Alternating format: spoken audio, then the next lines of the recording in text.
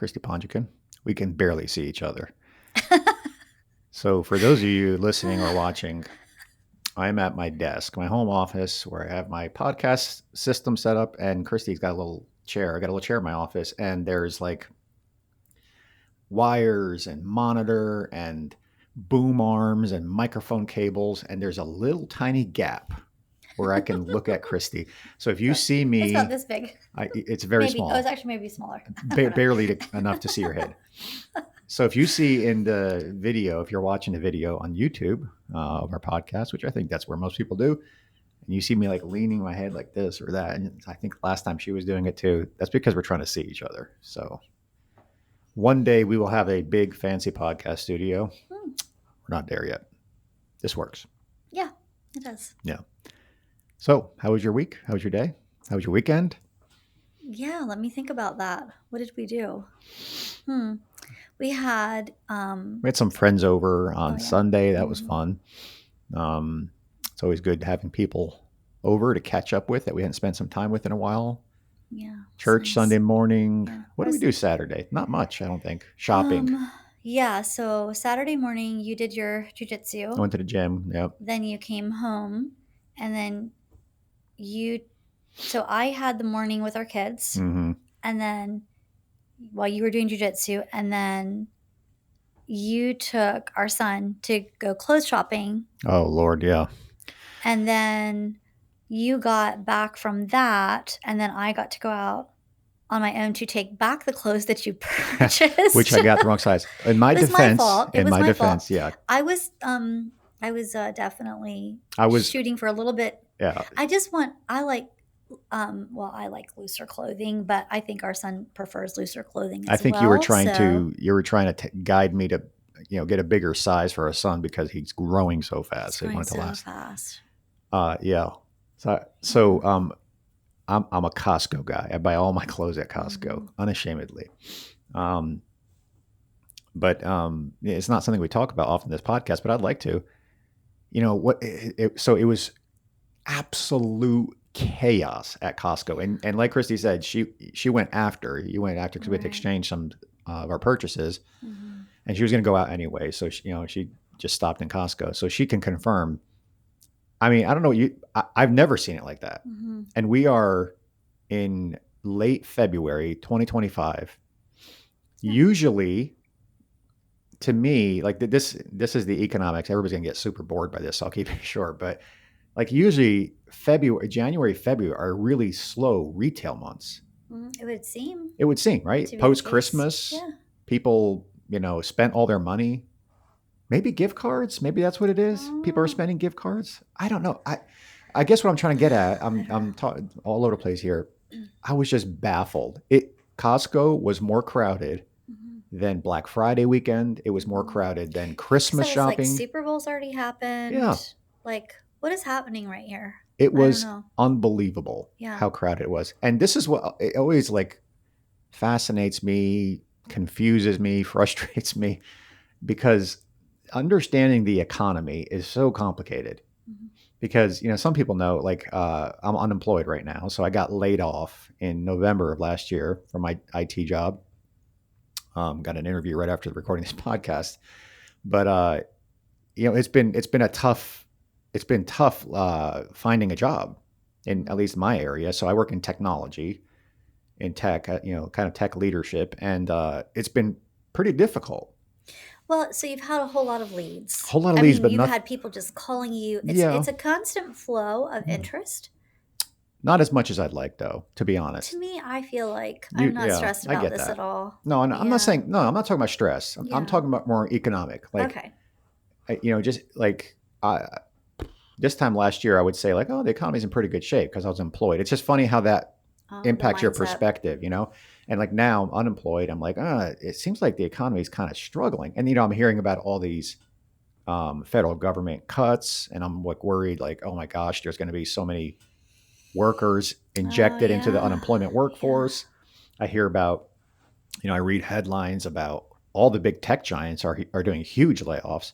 So all that to say, these are all data points where I'm thinking maybe the economy is not really in that good shape. But my point I'm trying to get at, it always amazes me, even in the seasons, almost like more so in the seasons where you think the economy is doing poor, that like retail, It's it's almost like booming. people have Is no it time. retail therapy? I was just going to say that. I really feel like that has something to do with it. I think people, Hmm. Americans, their instinct, like when economic hardship comes, is like to go shop. It's That's crazy. bad though. But that, yeah, I That don't is know. not Maybe good. I'm off here, but I was just blown away with the volume of people at Costco. It was Mm. nuts. I've never seen it like that before. Yeah, and so even when I went later, I had a very difficult time finding a parking spot. Yeah. So although the line wasn't back as far as you mentioned it being when you were there, just Hmm. what, an hour Yeah, earlier? maybe a couple hours at most. Yeah. Um, it was very, very busy. Nuts. Yeah. Yeah. It was Yeah. very, very busy. I don't know. And I don't know. I'm We live in a thinking of, crazy world. It's just, I guess this kind of stuff makes me think, and this is more of a political, people associate what I'm about to say in a political context, but it's not that. But it's like, you don't know what to believe anymore. You know what I mean? Like, mm, uh, well, the thing is, too, everyone has their own reason for doing what they do and how they do it and why they do it. I I guess mean, you maybe know what I mean? when we were growing up, it feels like it was simpler, and that if there was a struggle, an economic struggle, it was more cohesive across the population, right? Mm-hmm. Everybody struggled because there was an economic downturn. It Mm-hmm. doesn't seem like that's happening anymore. It seems like segments of people will struggle and then other people prosper, whether it's like the rich versus poor or tech versus labor, blue collar versus white collar. We kind of went through that, I feel like 5, 10 years ago. Like the trades were, booming. You couldn't find plumbers, electricians to come. Seems like that's leveling off a little bit. And now, like you have, it seems like a lot of squeezing in the tech sector, like a lot of layoffs, a lot of cutting back and spending in tech and stuff. Which is weird because AI is like, Well, that's because that's what's causing it. I you think that's think my so? yeah. Okay. It's Because it seems, not so much like AI replacing tech workers. There's definitely some of that, certainly in the software development. Not to get too technical here, but that's definitely happening. I'm very keen on and aware of that. But I think so. The company I worked for, without violating too many NDAs, which I think are expired by now, but the company I worked for, big Fortune 50 company, traditionally was like not a tech company. It was a big industrial manufacturer, but they decided they want to be a tech company. So they went into like software development and enabling data centers for AI and stuff. And it ultimately caused, albeit indirectly, it caused my job to be cut. So hmm. I was it's thinking that, disrupting things, is what I'm saying. because of AI, Mm-hmm. that more people of your skill level would be needed to help, Maybe. like, kind of direct, Yeah. because not everyone is so tech savvy.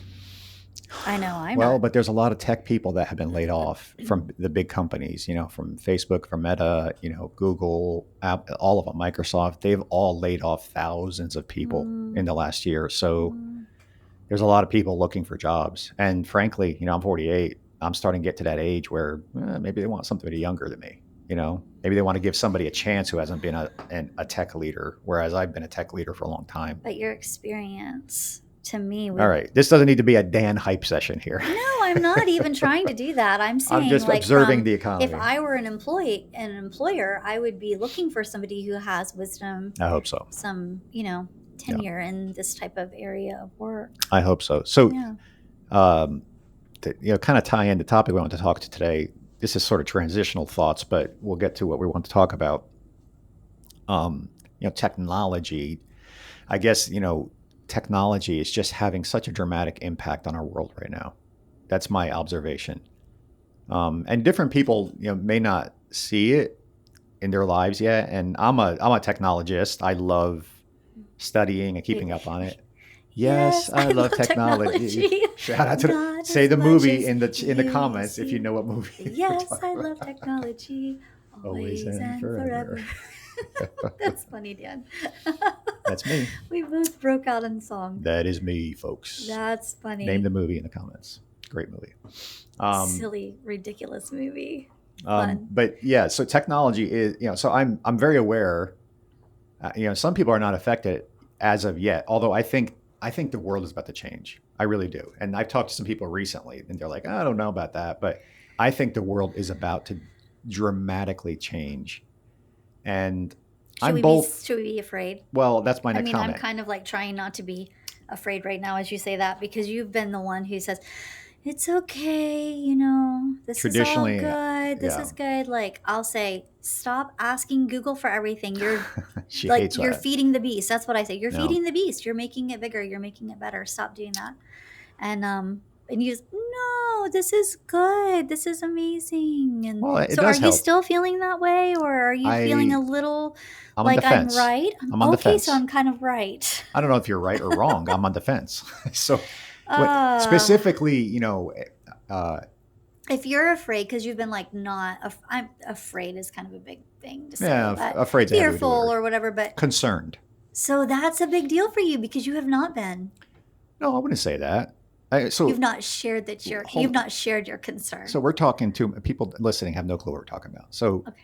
um, what I'm talking about specifically is AI and the surrounding technology and developments happening around that. So what I mean, it's not just like, oh, is Chat GPT gonna? It's not. No, Chat GPT is not gonna change Take the over the world that world. much. It will. It already has. But it's for people that are not as familiar, it's the corresponding technological breakthroughs around that. And and I'll give people example. I feel like this is a good example to help understand how AI has the potential to change the world. So if you go back to the 1950s, if you were to ask, everybody was keenly aware of, I believe it was President Kennedy at the time who issued the edict and mandate to get to the moon, right? So if everybody was aware that NASA was constantly running these tests, and ultimately we know Neil Armstrong puts his foot on the moon, and great moment in American history. So if you were to ask the average American in the 1950s and 60s, is Neil Armstrong walking on the moon going to change their lives? They would be like, no. Like, how does that impact me, right? But in the end, we know today, 75 years later, it absolutely changed all of our lives. There's so many pieces of technology inventions that we today benefit from that were directly linked to that effort to going to the moon. Even computers, all that stuff. So that's kind of the same thing that's happening now with AI. Yeah, you may be like, I'm not, Chat GPT, AI is never going to, impact my job. Well, it will, because there's so much development going on around enabling AI that all those things will bleed across the entire economy. So when I But you're say I'm not fear concerned, mongering right I now. am not fear mongering, but I'm just saying that um, they will be industries wiped out as there were with inventions in the 50s to enable space exploration, right? Um, pre-punched tape reels for computers were eliminated because they invented the transistor to enable space exploration. All that kind of stuff. And I may be a little off on that, but you know what I'm saying. So my point is, there's stuff going on at a crazy fast rate. That when I say I'm concerned, it's like, I don't know where it ends up. I have no I idea. don't think anyone does. No, we don't. But this is way faster and more impactful than it was in the past, Than you could have imagined. than Yeah. anybody could have imagined. Yeah. And there's several technological breakthroughs. This stuff, space exploration, that's one that everybody can understand. But you go forward into personal computers and how that changed the world, and you think about every office. The typewriter industry. They were in the 50s and 60s and 40s and even beyond. There were factories and competitors. That was a huge industry. Well, they're gone. They're all gone. There's no typewriters. Yeah, we all carry computers Yeah, around with us all day, every everybody day. computers. So that personal computer changed it. Then the internet came. And internet, eliminated how much retail. How many stores has Amazon put out of business? All because of the internet, right? And we would have never thought that. Nobody would have predicted that. Yeah. We thought like, oh, the internet. That's we go on there and send email and see the news. No, it's like e-commerce. Now all of commerce. I don't know the percent, but it's a huge percent of commerce happens online. Banking, everything. So that kind of stuff that we don't even see coming. Social media was the next one, changed it. Smartphones next. I might be missing some revolutions in there. And now AI. We're just on the beginning piece of AI, and we don't know. And so how this ties to the topic now, because we don't want to talk about tech. Christie's getting bored with me already. I'm not. I'm just like, it has always been, I've just always been very cautious, I feel like, with. Which is good. We should be. Yeah. With everything. You're a cautious person. It's interesting. I am so risk adverse when it comes to health. Yeah, you are. And any kind of health, issues, okay? Social issues, you're super risk adverse. But I am so not risk adverse when it comes to finances. Isn't that interesting? No, really. No, that's not a bad thing, Dan. You know, I mean. I'm just kidding. No, but like I will be the first to say, yes, let's start that business. Yes, let's try that. And so finances, I don't know. But when it comes to health and in every aspect of health, like riding a bike without a helmet, okay, that's a simple thing. But I'm going, that's not happening. Yeah. No. Knee pads, elbow pads. I wouldn't say health. It's like danger. Yes. Okay. Yes. Physical harm, physical, emotional, mental harm. Okay, you're super risk averse. Yeah. But I feel like I connect that with aspects of social media. Yeah. One of the things that is very concerning. Hold on. I want to give an example to everybody to understand how that dichotomy works in Christie's mind. Like she's super risk averse. Like Brantley's going to get on a bike. He's got to have a helmet and elbow pads. I mean, not really. That's exaggerated. It used to be. Okay, when he was a kid. Dirt bike, yes. Yeah, when he's riding regular bike, okay, just a helmet is fine. But when it comes to like business and finance, I have to be careful of what I even tell Chrissy. So if I come across like a deal, a real estate deal, or a new business opportunity, I have to sit there and think, okay, Dan, how real is this? How much do you is this something that I have to vet it first, because the minute I let Christy know about it, she'll be like, let's go, let's do it. And she will be telling me every day, did you do it? Did you call? Did you get that thing moving? She is extremely, which is good. We balance each other out very good. Yes. And I'm a risk taker. We're the exact opposite. I was telling a friend recently that I asked if they'd ever gone to Grandfather Mountain, just to give them some perspective on how much of a daredevil you are. And they said, yes. This is that big of a deal. No, it is to me because of my risk averse behaviors or thought processes surrounding danger. You'll go to the top and you'll just dangle off the side, dangle your foot off the side. That's living. And I'm going, honey, do I know all your passwords? Yeah. Do I know all your passwords where all the money is? Like, come on. Yeah. No, that stuff, I have no desire. But I'll get on a roller coaster. But even that is a little scary. Even that, I think that's more of a recent thing for you. You used to I'm not trying do that. to see. This is the thing. I'm trying to really push myself in areas where I know it'd be fun for the kids. Yeah, kids change. I want to be a fun mom. Yeah, and for me too. I want to be a really fun mom. I think it's balanced out because when we were just us two, I was much more of a daredevil. We have to tell this story. Which one? Drag racing. Should we or no? Drag racing? You and I. Street racing. This is such a bad thing. This is a bad thing. Please don't ever do this. If you're young, please listen to the consequences. Well, we have already, so we might as well. So this was in Delaware. Oh, this is who we used to be before kids. So foolish. And I have to admit, some of the bad character decisions that led to bad financial. I was not a safe driver. I embellished a lot, took a lot of risks in cars. I drove sports cars. I was a big Mustang and Toyota MR2 fan. I drove fast cars as a young man. And anyways, I had a Mustang, a V8 Mustang. It was late one night. We were driving home. We lived in Delaware. And we came to a street light. I don't know, 11 p.m. Smyrna. It was late. Yeah, I think it was Smyrna, Delaware. Yeah, it was late. And we were both driving for some reason. I don't know why we were both driving. Yeah, you came straight from work to some event. I came straight from work. So, we were just driving home. And we came to a red light. We're newlyweds. At this point, we're probably 1 or 2 years into being married. It was during our third year, because before we went to Sri Lanka, because we lived in Delaware for 1 year prior to going to Sri Lanka. So Christy throws me the look. We're both 25. We're 25 years old. Christy looks over. I look over at the red light. Throws me the look. It's like midnight. She's driving a a base model Nissan Sentra. I'm in this Mustang. She looks over. She loved the Mustang. She loved the roar of the V8. I did. Gave me the look. I looked over. I did What's like a this. Let man me just supposed show to you. do? Look, let me just do like this. It was similar to this, okay? Yeah. I was probably cuter and younger back then. You were a hottie. You still are. Okay, yeah, nice save there again. So I looked over Edit and I that did. out. This is what I did. What did you say? Edit that out. Yeah. I looked over at you and I did. Yeah. That's all I did. I believe it was more, I don't believe it was an up nod. I believe it was a yes nod. Like, yeah. Let's do this. What was like a, let's see what you got. Yeah.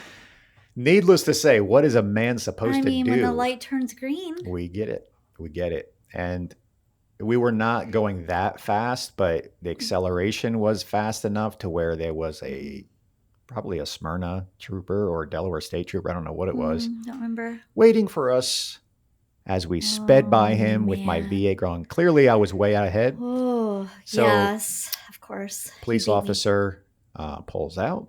Pulls me over. Pulls Christie over, obviously. Because I'm the slow one. She's way behind. He pulls her over. He proceeds to look at her.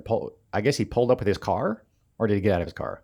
No, he pulled up with his car. Pulled up with his car. He didn't get out of his car. He pulled up beside me. He goes, follow me. This is what he said. He says, do you know that person? First mistake. Christie says yes. Well, I'm not going to lie. You should just be like, I can't say that I do. Yeah, I know people who do that. Uh-huh. Yeah, and I'm like, that's my husband, and I'm so sorry. I'm so sorry. And he goes, follow me while I track him down. And I call you. So we had cell phones. Yeah. At that point. So I know that I'm toast. I'm cooked. I called you. I said, he's coming after you. And I'm following. And I'm like, Christie, are you kidding me? You're following a police officer on a chase? Like, first of all, yeah, that's not safe. That doesn't seem legal. Like you shouldn't be telling somebody to follow you on a pursuit. That seems like that would break the law. I mean, if I was Christie, I just pulled off somewhere and then let me take the ticket. But do you think he already had my license plate number? He would have found me. You could have just said I wasn't comfortable following you in a police chase. Well, anyways, long story short, we both get tickets. Yeah, he pulled you over. Drag racing, reckless driving or whatever. It was bad ticket. Bad deal. Both of us. Yeah. I didn't even get any grace. What it reminds me of is a parent saying, you go to your room and you wait for me. Yeah. Kind of like, I'm following this guy for a discipline. 25-year-old people again. What in the world? I hate that. Now, I haven't gotten a speeding ticket in I don't know how long. That we haven't talked about for a long time, but that was so absolutely silly. Ridiculous. So how do we get on that? I don't know. But driving, bad decisions. I will tell you. Oh, I can't remember. Doesn't matter. Yeah, I really don't know how we get off on that tangent. But to come back to what we were talking about, and what we want to drive towards, raising kids. Drive towards fast. Put it in pedal to the metal. Technology accelerating and fear, concern, conservative versus not conservative in that. We want to talk about, as parents, some of the ways that we deal with technology and protecting our kids, and how now, for everybody that doesn't know, Christy and I are, I would say, extremely careful and extremely conservative when it comes to technology in our children. We limit access to technology. Like, for example, so our daughter's 15, our son's 12. They don't have social media. They don't have cell phones. They don't have cell phones. They don't have social media. They have access to our iPads for schoolwork and occasional entertainment. But we don't. We have chosen to not let them have social media at this point. They do have kids messenger where they can message to friends that we can vet and read their message and all that. But they don't walk around with cell phones and probably won't for a while yet. Obviously our daughter's getting older, so that's closer than our son. But it's frightening, the thought of that. It is. And, I think what I wanted to talk about today is, to kind of dive into that. We're parents. This is the first time we're ever parents. It's not like we got to do this a couple times. So it's not like we know, but to me, it seems so obvious. And we've been parents 12 years. And even back then, it was obvious to make the decisions we have. And, it seems like more recently, there's more studies that are coming out saying you shouldn't kids shouldn't have cell phones. They shouldn't have social media. But yeah, everybody does it. Everybody does that. I mean, so there's no judgment there. Everybody has to make their own decisions on how they parent their children. And I want, and we have to be open. Like we're not in control of that. I just want to make it clear that we're not trying to sound controlling of anybody else's. No, that's not my intention. I'm not trying to judge anybody or certainly control anybody. That's not, hopefully that's clear. But I do want to talk about it though, because it's contentious. I don't think you'll talk to two parents and, out of 100 parents and they'll believe the same way on this. So, I think obviously I was trying to lay the ground, I don't know that there is the right 100% right decision here, but, we have taken a very conservative approach to this area of tech, specifically social media and technology and our kids. Mm-hmm. And Christie and I probably even feel, not probably, we definitely, have slightly different, I think we're on the same page generally speaking, but, we have slightly different perspectives and levels of concern, I would say. Mm-hmm. But it's interesting because growing up, obviously, you and I grew up in the 70s and 80s as children mostly. Technology was very different. The offerings were very different, but I grew up with a hard firewall, if you will, with technology. Like that, we didn't have television in our home. I never went to the movies. The phone was something hanging in the kitchen that you used only for, sort of business purposes, if you will. Like there was very little to zero amount of technology in my life growing up as a child. Mm-hmm. Do you think that plays a role in why you are so interested in it now? Because it was something that you didn't have a lot of when you were younger? Or? No, not at all, actually. It's a good question. But sometimes people in parenting, you can worry about overcorrecting. Overcorrecting is the word I was going for. Yeah, I was trying to figure out if that's the right word to use or not. But I think that happens. And that's definitely a thing. For me, I can definitively say that was not the case. For me, technology, science, I'm an engineer, that's more just natural. That's just in me. So let me ask you, if you mentioned this regularly, that you didn't have we call them just a screen. You didn't have a screen. Monitor. TV, television, whatever. Yeah. You didn't have that. And so instead you would read encyclopedias. Do you feel like that contributed to your curiosity of science and the world? No. So I really don't. Because here's why. It's a good observation. Again, it's the same. It's kind of similar to the previous question you asked. But so, I always say, for those of you listening, like we didn't even get like magazine subscriptions. Like we lived a very isolated life. My parents were immigrants. We were very conservative Christians, Pentecostals.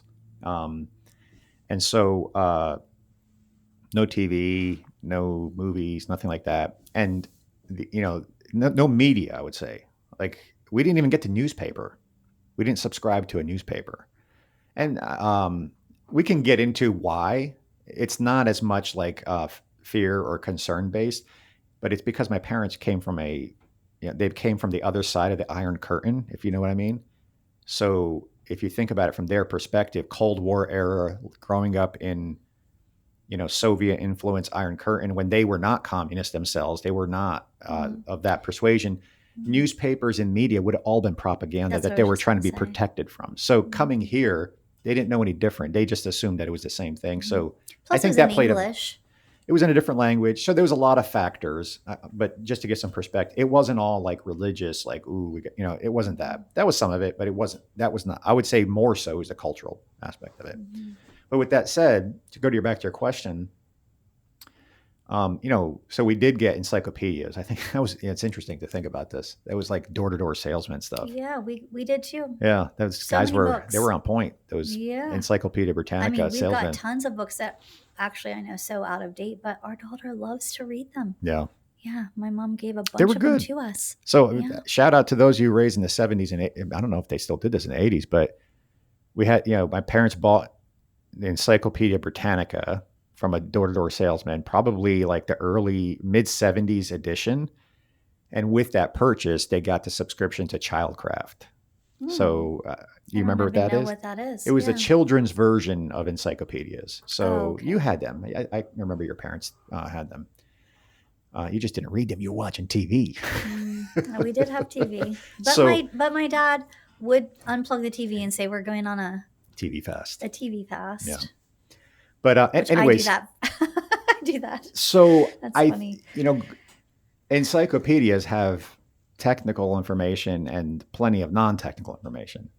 So my point is, like, was I drawn to technology because of that? No, I was. That's something I think that's just within Maybe me. just science. That was what I was thinking. Yeah, Like but there the was plenty Earth, of the literature and universe. arts in there too. Encyclopedias filled probably more so arts information than science information. I think that's just who you are. But I think it did build. I do give it credit in the sense of, I spent a lot of time outside. I did too. I grew up very old fashioned. So most of my days, certainly like summer when you're not in school, it's like wake up, have breakfast, go outside, don't come back until you're hungry. Until you're starving. I used to make mud pies. Yeah, me too. We would, I lived in a wooded area, much like we live in now, and uh, we'd go in the woods, cutting trails and exploring. That's what we did growing I up. was like such a tomboy. Isn't that interesting? It is. I really was. You're very feminine right now. I was in Girl Scouts and we would camp and I would always have a bandana around my head. I look at those pictures and I'm like, why was I ever so... seeing you with a bandana on your Yeah, head? there's pictures. Yeah. There's pictures of me with I think I was like such a tomboy. Isn't that weird? Well, you were a gap child, right? So I was a gap child, yeah. you have two older sisters that are significantly older than you. And then there was a big gap between you and your older sisters. And then there's a big gap between you and your two younger siblings. So you probably almost have an only child type of situation going on. Yeah. Yeah. Definitely probably oldest child traits in some ways. Yeah. Which I don't think is a bad thing. No, I'm definitely not a middle child when you look at like I am the middle child. But I grew technically a middle child, but I don't have the no, I know what say you mean. whatever. I know what you mean. Yeah. So yeah, I am aware of my upbringing, and I think that impacts my parenting decisions now. When it comes to kids and technology, going back to that topic, but I don't think as much as you would think. I appreciate the stance my parents took. In some areas, I don't agree with it today. There's things I've learned, like for example, has nothing to do with tech, but my parents, not my parent, my whole community, the culture I grew up in, was very much like anti-organized sports for children. And that one I'm squarely like, I feel the opposite of that. I feel like organized sports are good for kids, whether you're Christian or not. I just feel like there's a lot of value building. You can find, faith-based leagues and teams and stuff. And, obviously even the right team when inside of a league, to have positive role models and stuff. I think there's so much good that comes from that. So I definitely support that. We were like hardcore against that. I remember one time, I believe in high school, I got the guts to ask my parents if I could sign up for soccer, on the high school team. And they were like, no, absolutely not. So, was that a way? That was their way of protecting you at some level from whatever their concerns were. No. I don't have any ill feelings for my parents. I just think they were very, very careful. That's all. Very, very careful. But so coming back to today, here we are in 2025. And it's interesting. I think about this often because I'm sure for my parents in the 70s and 80s, they saw the world changing around them. Certainly, to imagine for them, they moved. It's not only the time and how fast things were changing. They moved from really second world to first world. How scary would that be? That's enough change in of itself, where you're just wondering about where your meal's going to come from. Not even speaking the same language. For some reason, I keep going back to that, but that's a big deal. Culture, economy, everything has changed. And now the world is changing on top of that. So I 100% can't blame them for being super careful and, concerned about how things are. So that puts me where we are and how the world is changing and our kids, AI and all that. And I'm that's what makes me concerned. If it was just us, I'd be like, yeah, full steam ahead. Let's see where the world goes. But I don't know what. Yeah, having kids makes everything. It changes everything. So different. Yeah. I don't know what the world is going to be like for our kids. It feels like it's not going to be anything remotely similar to what we have right now, or certainly what we grew up in. Well, yeah. So how do we move forward with that? How do you move forward with all the unknowns? And yeah, it's a good question. And then you don't want overcorrecting. That's the thing. That's kind of a fear of mine. Like if we kind of protect and do like the greenhouse effect with our kids, when they do have access to all of the pause. No, go ahead, keep talking. But it's going to be your video only for a second. Keep going. Okay, so when they do have access to the whole world at their fingertips, will they? What is that going to look like? Like, hopefully, we are building good. I don't say family values, but I mean really more of self-control and the ability to know right from wrong. And so, yeah, hopefully we have and we are building that into them. This morning I was having a conversation with our daughter, and she was saying how she's doing a devotion on keeping a pure heart.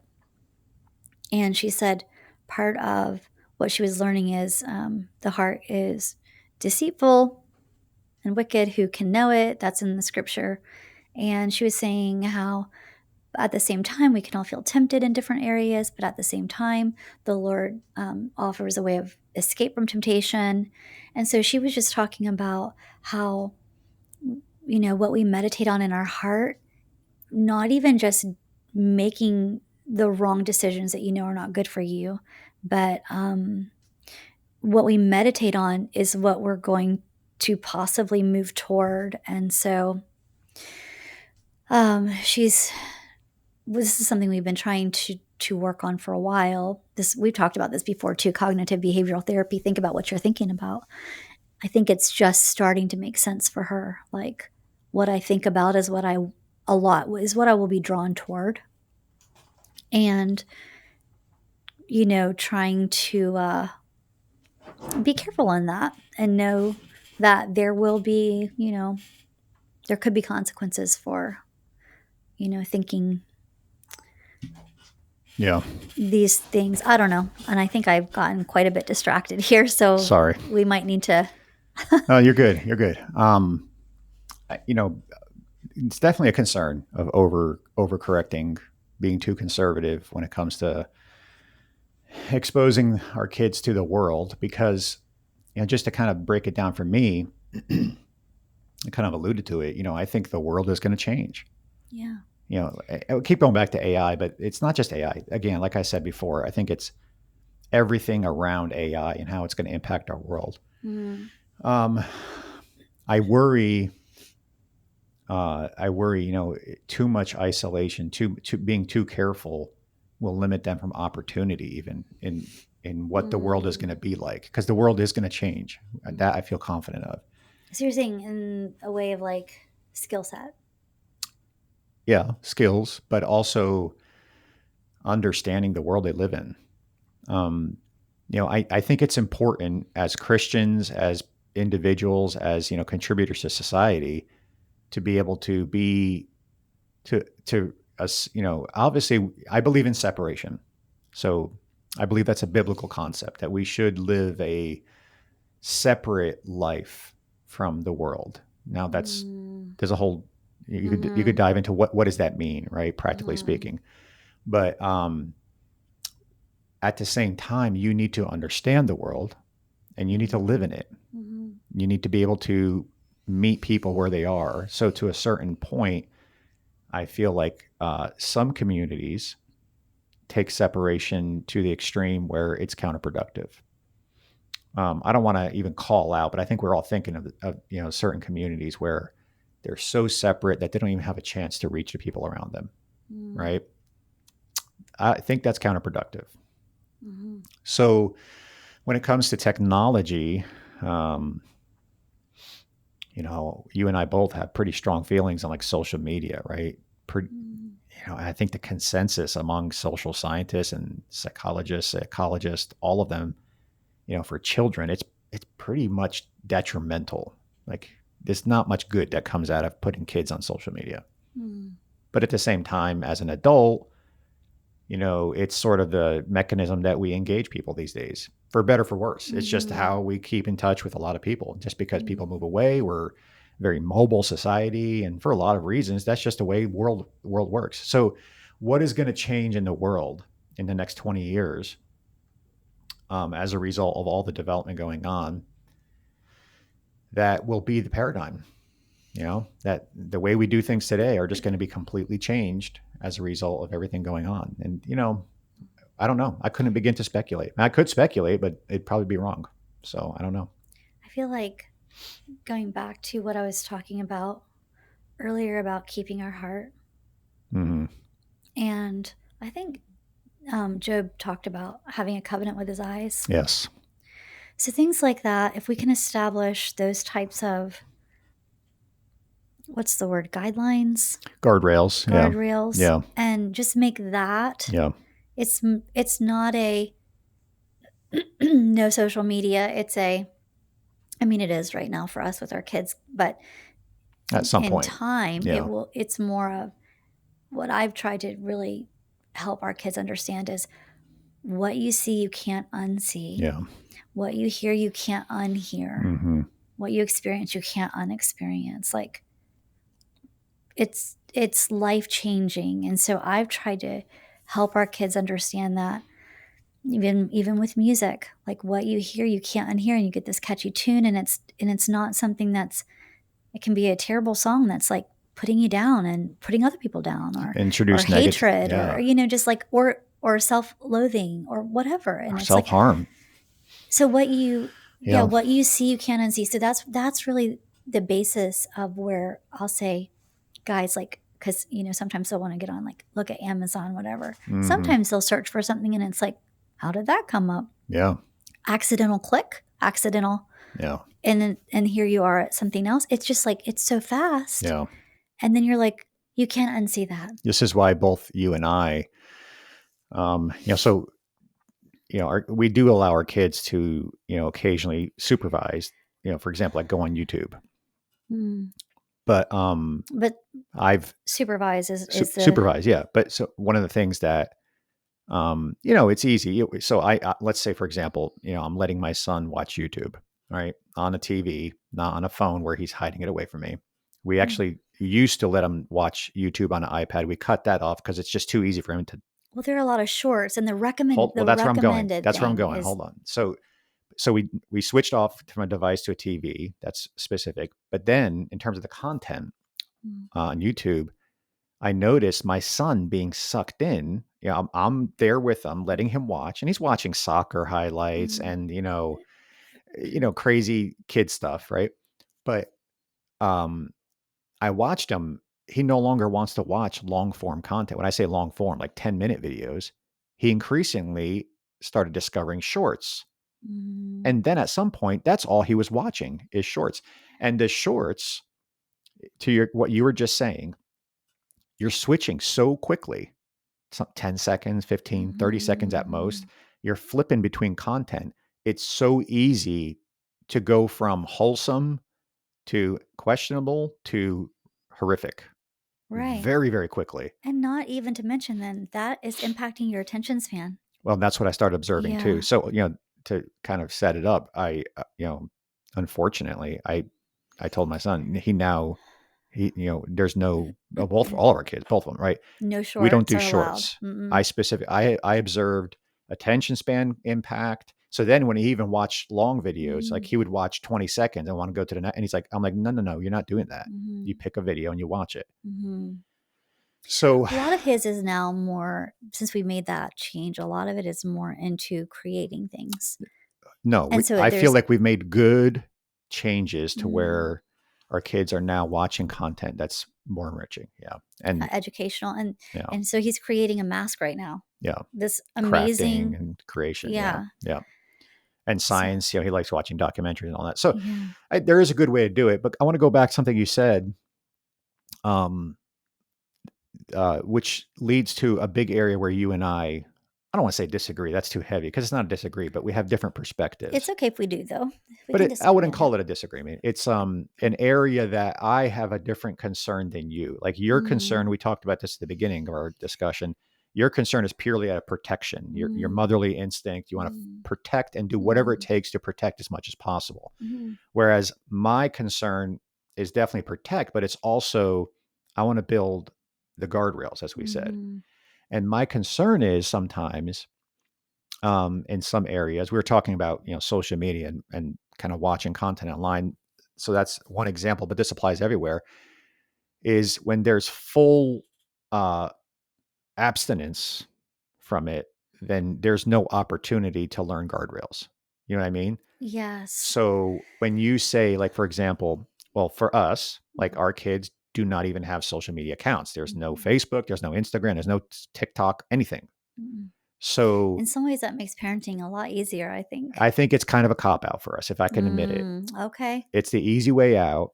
But it's not, because our kids are too young. Certainly like our son, he's 12. Yeah, but our kids can be kind of annoyed with us because of this, though. So it's not necessarily an easy way out. They could be like, well, all of our friends have it. Why can't we? And then it does make it harder in some ways for us. That one aspect is harder. But I would say in the end, it is definitely the easier ways to abstain. But, to kind of go to my point, my concern is I do know eventually they will have access to it, right? Yeah. At the very least, when they become adults, they can choose. So, my concern is something Christie and I have talked about. I don't want you guys all to think they're out listening that we've got this all figured out. The conundrum that we have that we haven't figured out is, how do we introduce lessons on how to deal with this in a healthy way without giving them access to the cesspool that is social media?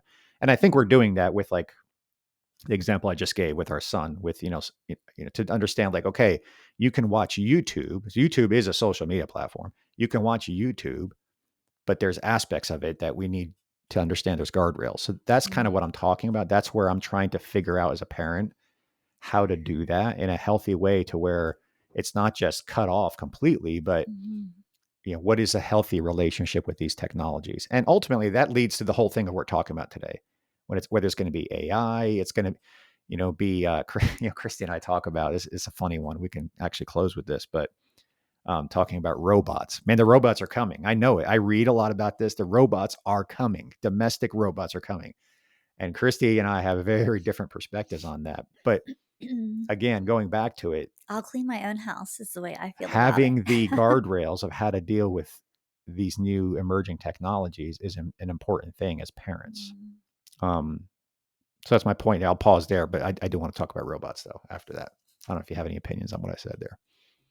No, I think we're on the same page with that. Like, just knowing where the healthy boundaries are. Yeah. And establishing, we have like this conscience that should tell us no to some things, that this is not right. We shouldn't be watching this right now. Yeah. And so I think that also is something that we can build up in our kids. Help to know them right listen from to wrong. that. Yeah. Listen to the still small voice. You got to listen to that, because it's there for a reason. Yeah. If you continue to disregard it, it kind of weakens, the voice weakens, and then nothing is wrong. Correct. You can do anything and everything, and you can make your reasons, and excuses for doing them. But I don't know. It is scary, and I definitely am more the abstain. But I know that could. Who knows? Who knows what the future holds? I hope it doesn't. I hope it's not a bad thing that we're. No, time will tell. "Well, you're such a good mom." Oh, time will tell. Time will tell. Yeah. We'll see. Who knows? We'll see when they're adults. We'll see, because right now we really don't know. I hope. And that's scary. Parenting is probably the hardest and scariest thing and most rewarding I've ever done. And yes, absolutely, for sure. Well, I've heard older parents, say this in multiple contexts. Ones that have kids that are grown up and moved on already. That all you can do is the best you can to equip them for life, and then hope for the best. And I think that's what we're trying to do here in regards to the discussion today, to technology and all that. But can I say something? I did have a conversation with our daughter yesterday, and I said, Do you know how easy it would be for me to say, go hang out with that person? Mm-hmm. Go get online and do whatever you want to do. Go do that. Because if there was no harm in it, if there was no possible harm, I said, do you know how much easier it would be to parent? If I could just say, yeah, who cares? Go do that. Who cares? Go do that. Yeah, it's fine. I said, but that's my It's job our job. is Yeah. to, I don't want to say the word protect, but I mean, it is protecting, but I don't know. But she was smiling. We were laughing. I'm like, how easy would it be for me just to not care? Or if there was just really no harm in it, that would be easy. It I would. said, you think that, like, I don't want to have these limitations. I don't want to have to do this. Mm. This doesn't make me feel good, So I think she and I are working together to understand each other's struggles, and this is one area, Yeah. Yeah. All right. So we'll close with this complete disagreement that Christy and I have. So, and I want to make this our call to action today because I want to hear from our audience. I need you guys to support me here, please, in the comments. But so I think, as best I can tell, and again, I may be off on the timing a little bit, but I'm pretty sure that within the next 5 years, domesticated robots will be here. AI powered robots will be here. What tasks they'll be able to do around the house, I'm not 100% sure, but all measures from what I'm seeing and reading, they will be, human kind of bipedal robots that you can buy for a reasonable price, kind of like buying a car price, that can handle Like folding clothes. We've seen somewhere that. between some and all domestic tasks, right? So hypothetically speaking, let's just say 5 years from now, you can buy a robot for $20,000 that can do your laundry, that can clean your home, maybe do some light yard work, wash your car, clean your car out, stuff like that. Let's just say that's okay. So the question is, how do you feel about that? So my question to Christy, I know how I feel. Given the chance to be able to purchase a $20,000 robot that would take, let's call it somewhere around 80% of your domestic tasks, domestic duties around your home, would you do that? No, I would spend that $20,000 on another human Which may to not come and help clean the house. Okay, but how long that's an interesting calculation. How long would $20,000 get you help to do all that work? Probably, Two, yeah, 3 2 or 3 years. years. Yeah, 2 or 3 years. Maybe 3 years. I don't Yeah, know. yeah. I don't really know the going rate of a cleaning service, Well, but it's not just cleaning though. You're talking laundry service, cleaning service, chef, landscaper, well, would they car cook? detailer. Yeah, they would. I'm saying this robot would Mhm. cook, Mm. it would clean, it would do laundry, it would mow the lawn, it would wash your car. Yeah, I wouldn't do it. $20,000. So I obviously you wouldn't. guys can figure out. I just don't. I would be like, where do I sign and how I quickly? know, that's a scary thing. Maybe we have separate homes. No, What do you think? no, no, that's not. Separate homes with an adjoining walkway where So Christy thinks the robot has, Christy thinks like, the robot is going to limit. kill her in the middle of the night. Yeah, Yeah. off me. I don't know. I These are mean, the I kind of don't decisions. know, No, but but it is like, this is kind of a funny one. And I do, by the way, this is not a joke. Like, I think that I really do believe that's going to happen based on what yeah, I'm reading. That's a yeah. real decision point. And I do believe that we're probably gonna have a few discussions about Yeah, this no, we will. as we get along here. At the same time, I think it's going to be very much like a lot of other technologies, even in our lifetime, that when we first saw it, we're like, no way. And now we have it. So I think we get more comfortable over time. Like, everybody Mm. has them. You're watching all your friends do no housework whatsoever, and their house is perfect all the time. And you're going to be like, all right, buy the robot. I don't know. I don't know. I guess I can't say, but Yeah. right now I feel a lot of reservations around Look, I that. say I would sign as quickly as possible, but don't get me wrong. It's It freaky. it's definitely a little freaky. It's definitely weird.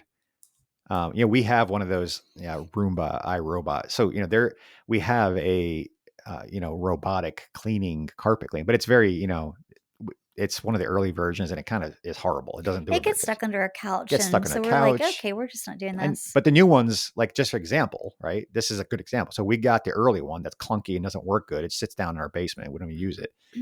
But the new ones, they would never get stuck on the couch. They would go around a sock that's sitting in the middle bedroom floor.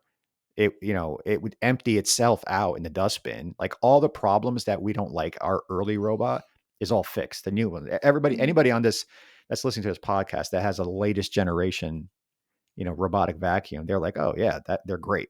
But we've been kind of burned as early adopters, so we're like, forget that. Same thing's going to happen with this stuff.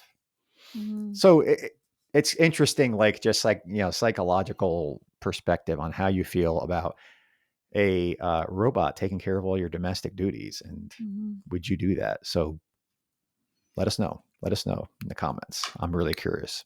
Yeah, so final takeaways, we've talked about a few things, but definitely connected to like social media, AI, just having I go back to, and on Sunday we talked, this is amazing, at our church they talked about having a pure heart, keeping your heart pure, clean hands and a pure heart. And the very next day, our daughter starts a new devotional, and the whole thing is about pure heart. And I think it's beautiful how God does those kinds of things, and just timing. But I think it really is, it comes back to the heart issue. And I think that I guess we just have to be careful with like, what are we seeking? And well, I think if you're being careful, that's the key. I think that again, I don't want to be critical, negative, but there's a lot of people that just they introduce absolutely no care. They're not careful at all when it comes to their children and technology. Others have a lot of care. Others, and most are in between. I think that the point is, the lesson is, wherever you land, I do want to encourage everybody to be careful. And that's coming from somebody who would sign the dotted line on a $20,000 robot. But I think when it comes to kids, Surgeon General's warning or something like that was on social media, I believe there some is type of, I don't know if it's, I just heard about that. It's been probably months ago, but that it's because the problem is the algorithm. If you watch things that are kind of sad and you watch it and then you click and swipe. Well, what it was determining though, like I think this has been proven actually, that the more you watch that's sad, the more sad stuff you watch, and then that's going to impact your your mental health. It's whatever you're interacting with most, whether that's watching the longest or commenting, liking, it's going to give you more of that. But on top of that, basic human psychology, we pay attention to things that are negative more than we do positive. So inherently, social media is going to be, your feed's going to be filled with a lot of negative stuff. That's just how it is. That's the nature of the beast. So, it's just not, it's not a positive thing. And this problem did exist in traditional media too. You remember, for those of you that are old enough, everybody complained about the news. The evening news was always negative stuff. Well, it's because that's what got engagement. That's what got people watching. When it was positive, people changed the channel. And same thing on social media. People like getting roped into drama and negativity, and it's just not healthy. So, okay, we need to end it because I got to get ready for an interview. So, wish me luck. Lots of luck, Dan. And let us know. Please let us know. I'd love to hear from everybody. What your perspective and on the robot thing too? Would you buy the $20,000 robot? And on social media, on all this stuff, because we don't have it all figured out for sure, and we realize that we want to do the best we can by our kids. Yep, absolutely. All right, everybody. Thanks. We'll see you next week.